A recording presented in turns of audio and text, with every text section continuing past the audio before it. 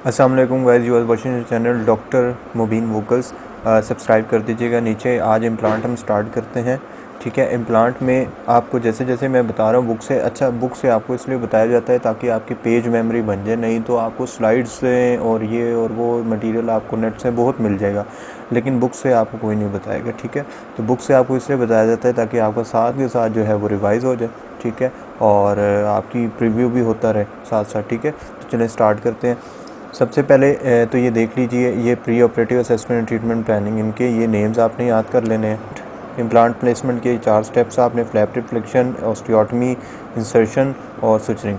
उसके बाद आपकी implant stability complication, implant components आपके आगे। ठीक है, इम्प्लांट ये सारे इसके कंपोनेंट्स, ये 4-5 नाम बस आपने याद कर लेने हैं। ठीक है जी। अच्छा, इधर आ जाएँ। ये एक आ गया आपका प्री इम्प्लांटेशन के हार्ट टिश्यू सरफेस, ये यू क्यू है, ये आपको पता ही होगा इसमें। ठीक है, ये इसमें जो है इसके फैक्टर्स पूछे हुए हैं। ठीक है, और कुछ प्राइमरी गोल बताए हुए हैं। ठीक है, तो ये फैक्टर्स आपने कर लेने हैं। फिर एक यहाँ पे एमसीक्यू बनता है कि टाइटेनियम जो है बेस्ट मटेरियल होता है इम्प्लांट के लिए। ठीक है, क्योंकि इनर्ट होता है, क्योंकि ये इनर्ट होता है। ठीक है, एट्रोमेटिक सर्जिकल टेक्निक होती है। और इसके भी आगे जो है कुछ मैंने लाइंस ये रखी हुई हैं। ये सारी जो इंपॉर्टेंट लाइंस है ना, ये मैंने अंडरलाइन की है, ये आप एज इट इज़ इसको कर लीजिए। इसके बाद ये देख लीजिए, ये डिपेंड करता है किन किन पे डिपेंड करता है। स्टेबिलिटी जो है लेंथ एंड डायमीटर पे डिपेंड करती है। ठीक है, इसकी एग्जांपल दी हुई है। अगले पेज पे आ जाए, 1 स्टेज वर्सेस 2 स्टेज का कंपैरिजन दिया हुआ है। 1 स्टेज में क्या होता है, 2 स्टेज में क्या होता है। ठीक है, और ये आगे एक ऊपर एमसीक्यू है, इम्प्लांट्स को जो है ना वो इंगेज करनी चाहिए 2 कॉर्टिकल प्लेट्स ऑफ बोन। टॉमिंग डेप्थ ये होती है 1 to 2 मिलीमीटर। ठीक है, less than the total mayor dimension, यानी कि उससे 1 to 2 मिलीमीटर लेस होनी चाहिए। बायोकेमिकल कंसिडरेशन में आपने ये पॉइंट्स कर लेना है। ठीक है, जैसे कि लोड बेयरिंग कैपेसिटी हो गया, और बायोलॉजिकल कनेक्शन हो गया, पोर्सलिन फ्रैक्चर हो गया, शॉक एब्जॉर्बिंग पेरियोडोंटल, मतलब ये उनका कंपैरिजन दिया हुआ है। ठीक है जी, फिर लोड बेयरिंग कैपेसिटी का इन्होंने बताया हुआ है। और ये देख लीजिए, ये फैक्टर्स का मैंने थोड़ा सा लिखा हुआ है कि number and size of the implant पे डिपेंड करते हैं, अरेंजमेंट एंगुलेशन पे करते हैं, वॉल्यूम एंड क्वालिटी पे करते हैं। लोड बेयरिंग कैपेसिटी जो है वो डिपेंड करती है इन 3 फैक्टर्स पे। आगे आपने ये कुछ एग्जांपल्स दी हुई हैं। ठीक है, ये आपने इनको बस जस्ट रीड कर लेना है। ठीक है, और इसमें कोई इतना बड़ा रॉकेट साइंस नहीं है। अच्छा, ये एक एमसीक्यू बनता है कि स्टैगर्ड अरेंजमेंट जो होती है वो 3 डायमेंशनल स्टेबिलिटी मोर प्रोवाइड करती है। ये एक आप अंडरलाइन कर लीजिएगा। ठीक है, फिर इसके बाद ये आप एक फिगर के नीचे ये थोड़ी सी लिखी हुई है, ये पढ़ लीजिएगा। देन ये प्री ऑपरेटिव असेसमेंट का जो मैंने आपको बताया था कि इनके नेम्स आपने याद कर लेने हैं। इनिशियल ऑब्जर्वेशन एंड पेशेंट, ये सिर्फ नेम्स आपने याद करने, इसमें कुछ इतना पढ़ने वाला नहीं है। डायग्नोस्टिक कास्ट एंड फोटोग्राफ में जो जो चीज़ें एवेलुएट की जाती हैं वो ये closure relationship, arch relationship, interarch space, arch anatomy, और curve Wilson curve, speed, tooth morphology, wave facets, visualising force factors, visualising force vectors, ये 12 के 12 आपने देख लेने। फिर एक्स्ट्रा ओरल फोटोग्राफ्स जो हैं वो क्या रिवील करती हैं, facial form, facial symmetry, patient degree of expression, animation वगैरह। ठीक है, ये सारे पॉइंट्स आपने ये भी देख लेने। ठीक है, अच्छा, रेडियोग्राफिक एग्जामिनेशन, आपको पता है सर्जरी में कुछ ही रेडियोग्राफिक एग्जामिनेशन है, वही बार बार रिपीट, पेरिएपिकल, ओक्लूजल, पैनोरामिक।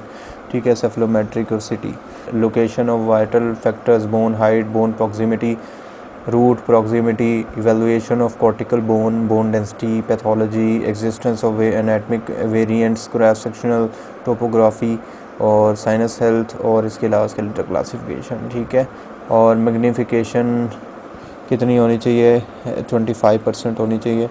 हाँ, फिर ये बहुत इंपॉर्टेंट है ये चीज़, ये आपने एज इट इज़ कर लेनी है।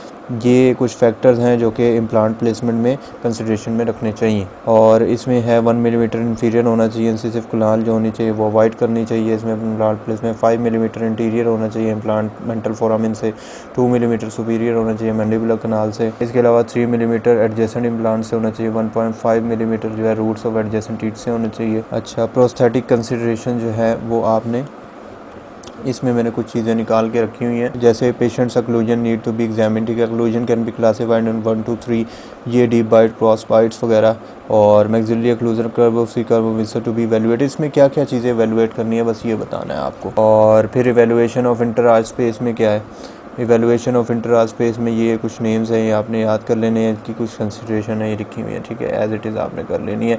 जैसे कि 18 मिलीमीटर ऑफ द इंटरआर्च स्पेस होनी चाहिए, इसके 15 to 17 मिलीमीटर इंटरआर्च स्पेस रिक्वायर होती है।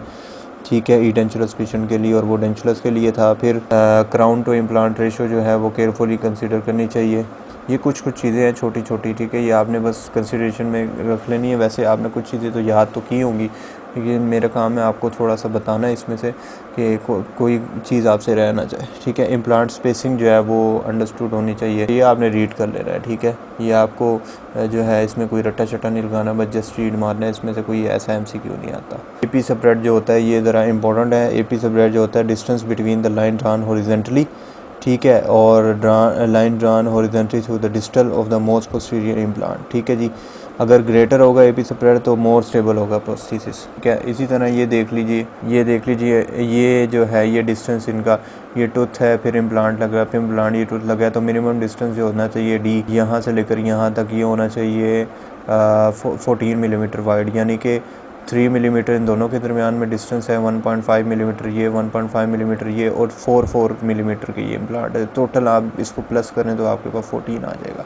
ये एक MCQ जैसे पीछे आपने पढ़ा था, most posterior should be placed at the minimum और 2 millimetre from the nerve, 5 millimetre interior होना चाहिए, ये वही जो पीछे आप पढ़ के आए हैं, ठीक है। और implant should be placed at a minimum 2 millimetre from the inferior alveolar canal, ये भी MCQ है। फाइनल ट्रीटमेंट प्लानिंग में ये 1-2 लाइनें पढ़ने के बाद, इसका इंट्रो पढ़ने के बाद ये कुछ आपने ऑब्जेक्टिव्स इसके याद कर लेने हैं, जैसे डिलिनिएटिंग द एम्ब्रिजर, ठीक है, locating the implant with the good tooth control, aligning the implants, और इसके बाद identifying the level of cemento enamel junction at the tooth emergence. Armamentarium हमेशा जो है वो रीड किया जाता है, ठीक है, इसमें रिटन लगाए जाते हैं। इसमें आर्मामेंटेरियम का मतलब क्या क्या चीज़ें इसमें यूज़ होंगी इनका इस काम करने के लिए इम्प्लांटेशन में। एनेस्थीसिया होगा, रिट्रैक्टर्स होंगे, इंसिजन देना होगा आपने, एक्सोडोंशियल दांत भी निकालने पड़ सकते हैं, इरिगेशन सक्शन मिसलिनियस ये सारी। इसके बाद सर्जिकल प्रिपरेशन में यार ये एक देख लीजिएगा, oral dose of 2 gram penicillin 1 hour pre operatively intravenous, ठीक है जी, और 600 mg क्लिंडामाइसिन ओरली और इंट्रावेनसली, ठीक है। No post operative antibiotic administration बाद में नहीं देनी आपने, क्या। इम्प्लांट साइट एक्सपोजर में सबसे पहले आपने देखना है कि फ्लैपलेस सर्जरी है कि नहीं है, ठीक है।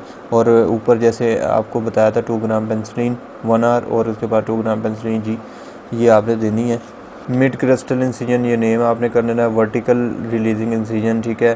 15 नंबर ब्लेड से किया जाता है 45 डिग्री के एंगल पे, ठीक है। MCQ आ सकता है ये। इम्प्लांट प्लेसमेंट ये आपने अच्छी तरह करना है, ठीक है। इसमें ये कुछ स्टेप्स हैं, जैसे फ्लैप रिफ्लेक्शन हो गया, ठीक है। फ्लैप को रिफ्लेक्ट करने आपने एलिवेटर के ज़रिए, पेरियोस्टल एलिवेटर के ज़रिए लाइट पेंटिंग स्टॉक देना है। फिर डाइसेक्शन जो है वो आपने करनी है क्रस्टल पोर्शन पे, और फिर इसके बाद बक्कल फ्लैप को रिफ्लेक्ट करना है, पैलेटल लिंगुअल फ्लैप को भी रिफ्लेक्ट करना है ताकि विजुअलाइजेशन हमारी इजी हो जाए। और फिर उसके बाद रिट्रैक्टर जो है वो आपने पोजीशन करके रखना है जब आप बक्कल फ्लैप जो है वो रिफ्लेक्ट कर रहे थे। फिर ऑस्टियोटमी यानी कि बोन कटिंग, इसमें आपने हैंड पीस और मोटर, ठीक है, कॉमन सेंस है, हैंड पीस मोटर इसमें यूज़ होगी, ड्रिल करेंगे उसके अंदर, ठीक है, और होल बनाएंगे। ये सारी चीज़ें आपको वैसे जहन में आती हैं तो वही चीज़ें हैं, ठीक है। इसमें 1000 to 300 रेवोल्यूशन पर मिनट के स्ट्रोक्स दिए जाते हैं। प्रेसिशन ड्रिल होती है 1 to 2 मिलीमीटर की जाती है डेप्थ में, और फिर एरिया को इरिगेट किया जाता है। पायलट ड्रिल 2 मिलीमीटर होती है, ठीक है, और उसके बाद एरिया को अरेंज कर दिया जाता है और गाइड भी रिस्पॉन्ड की जाती है। तो इस ड्रिल जो है वो लोकेशन डिटरमिन करती है इसकी, ये रीड करने वाला है जस्ट। और इसमें फिर immediately after completing the speed of the motor is change to the 30 newton centimetre, ठीक है, ये होती है। और फिर इम्प्लांट जो है वो ओपन किया जाता है, उसको प्लेस कर दिया जाता है। जब आपने सारे ड्रिल वगैरह कर लिया पायलट प्रेसिशन वगैरह ड्रिल से, फिर आपने पोजीशन कर देना है इम्प्लांट को, एरिया को दोबारा इरिगेट करना है, रिंस करना है। और सिंगल स्टेज और 2 स्टेज हीलिंग पीरियड जो आप पीछे भी पढ़ के आए थे। उसके बाद इम्प्लांट जो है वो 35 न्यूटन सेंटीमीटर या फिर ग्रेटर का कंसीडर जो होना चाहिए, जो कि प्राइमरी स्टेबिलिटी जो प्रोवाइड करता है, इतना, ठीक है। ये MCQ है। फिर हीलिंग अबटमेंट इसमें प्लेस किया जाता है। हीलिंग अबटमेंट जो है वो 1 to 2 मिलीमीटर प्रोट्रूड किया जाता है। सुचरिंग, इसके बाद सुचरिंग की जाती है। कौन कौन से हैं, क्रोमिक गट और वाइक्रल। पोस्ट ऑपरेटिव मैनेजमेंट में क्या है, पोस्ट ऑपरेटिव मैनेजमेंट ज़रा गौर से देख लीजिए। पोस्ट ऑपरेटिव में एनाल्जेसिक पेशेंट को दिए जाने चाहिए, प्रोफाइलेक्टिकली एंटीबायोटिक्स दी जानी चाहिए, और 0.12% क्लोरेक्सिडीन rinses for the 2 week. Denture की रीलाइनिंग करनी चाहिए। अनकवरिंग में हीलिंग जो है वो टाइम होना चाहिए 4 to 6 month. Single stage surgery के अंदर और 2 स्टेज सिस्टम का ये आपने एक रीड कर लेना है, ठीक है। और ये जो मैंने चीज़ें अंडरलाइन की हुई है ये MCQ बेस। फिर सिंपलेस्ट मेथड कौन सा होता है टिश्यू पंच, ये MCQ आया था हमें। एडवांटेजेस इसके कुछ आपने पढ़ लेने। डिसएडवांटेज में क्या है, लेस ट्रॉमेटिक है, no periosteum need to be referred. Disadvantage में क्या है, inability to visualise a bone और inability to visualise a precise abutment implant interface. आप इसकी कॉम्प्लिकेशन देख लें, पोजीशनिंग एरर इसके अंदर हो सकता है, ठीक है, और सर्जिकल टेक्निक्स की जो है वो कॉम्प्लिकेशन आ सकती हैं। सर्जिकल टेक्निक की कॉम्प्लिकेशन आ सकती है, टीयर वगैरह, पुअर क्लोजर हो सकता है, इन्वेजन ऑफ एनाटमिकल स्ट्रक्चर हो सकते हैं, ठीक है, इन्फीरियर अल्वियोलर नर्व गुजर रही होती है, उसको हमने प्रिजर्व करना होता है, बचाना होता है। फिर इसके बाद मैकेनिकल कंसिडरेशन देख लें, implant stuck in the bone, ठीक है, ये हो सकता है। फिर उसके बाद incision line opening static consideration हो सकती है। ये आपने नेम्स और इनके आगे कुछ एक्सप्लेनेशन जैसे मैंने आपको अंडरलाइन की हुई है, ऐसे आपने याद कर लेनी। अच्छा, इम्प्लांट के कंपोनेंट्स जो आपने पीछे नेम्स याद किए थे, अब उसके अंदर जस्ट आपने ये नेम्स के आगे इनके रीड मार लेनी है। अब मैंने रीड किया था तो मुझे कुछ पॉइंट्स मिले थे, वो मैंने आपके लिए रख ली हैं। रूट फॉर्म इम्प्लांट, ठीक है, टाइटेनियम अलाय, ठीक है, और इसके अलावा स्मूथ सरफेस इम्प्लांट, ठीक है, और anti rotational design structure. Overwhelming majority of the implants 2 stage implants होते हैं, वो ओवरवेलमिंग मेजॉरिटी हैं। और कवर हीलिंग स्ट्रियो में फिर आ जाएं, इसमें भी एक आधी लाइन है बस। और हीलिंग इंटरम अबटमेंट में आ जाएं, ठीक है, इसमें कुछ मैंने अंडरलाइन किया हुआ है। इम्प्लांट अबटमेंट में, अबटमेंट क्या होता है सबसे पहले तो ये पता होना चाहिए। Portion implant that support the prosthesis और इम्प्लांट इंफ्रास्ट्रक्चर, ठीक है। फिर अबटमेंट के आगे category screw retain cement retain और प्रोस्थेसिस रिटेनिंग स्क्रियो आ गया। फिर आगे ये भी आपने जस्ट रीड कर लेना, टार्क की वैल्यू देख लेनी है, नीचे लिखी हुई है, ठीक है। ऑप्शन ई डेंचुलर एस्पिरेशन के लिए क्या क्या होती हैं, plant supported and tissue supported over denture होता है। फिर all implant supported over denture होता है, ठीक है। फिर complete implant supported over denture होता है, ठीक है। ये आपने इसकी रीड कर लेना है, जस्ट ये मैंने भी रीड किया हुआ है, इसके अंदर से एक दो पॉइंट्स। पार्शियली डेंचुलर एस्पिरेशन के लिए क्या होता है, ये सिंगल मिसिंग और 2 और मोर मिसिंग टूथ तो क्या है। और इसमें ये देख लीजिए, एक जिरकोनियम अबटमेंट और टाइटेनियम जिरकोनियम का बताया हुआ है। बाकी प्रोस्थेटिक कॉम्प्लिकेशंस ये मैंने लिख के रख ली हैं, ये आप याद कर लीजिएगा। पेन इम्प्लांट कॉम्प्लिकेशन है, कंपोनेंट कॉम्प्लिकेशन है, स्ट्रक्चरल कॉम्प्लिकेशन, कॉम्प्लेक्स कॉम्प्लिकेशंस हैं, ठीक है, ये आपके लिए लिख ली हैं। हेयर इज़ योर एंड से योर चैप्टर, ठीक है, दुआओं में याद रखिएगा यार, और सब्सक्राइब ज़रूर कर दीजिएगा, ठीक है। सब्सक्राइब करेंगे तो हम आपके लिए ऐसी वीडियोस इंशाल्लाह बनाते रहेंगे। और बुक को फॉलो करें, ठीक है, बाकी और कोई चीज़ फॉलो करने की ज़रूरत नहीं है। बुक को जितना जल्दी आप ज़्यादा से ज़्यादा बुक को जितना देखेंगे उतनी पेज मेमोरी बनेगी एग्ज़ाम में, आपको उतना ही पेज के इमेजेस जहन में बन जाते हैं जब आप इंसान जो है बार बार बुक को देता है। तो मेरा मकसद यही है हम लोगों का, हम सारे मिलकर आपके लिए मेहनत कर रहे हैं कि आप जो है वो पेज बुक को ज़्यादा से ज़्यादा देखें, ताकि एग्ज़ाम में जो है आपको बुक ही आपको हेल्प करेगी, ठीक है। इंशाल्लाह नेक्स्ट वीडियो तक के लिए इजाज़त दीजिए। अल्लाह हाफ़िज़।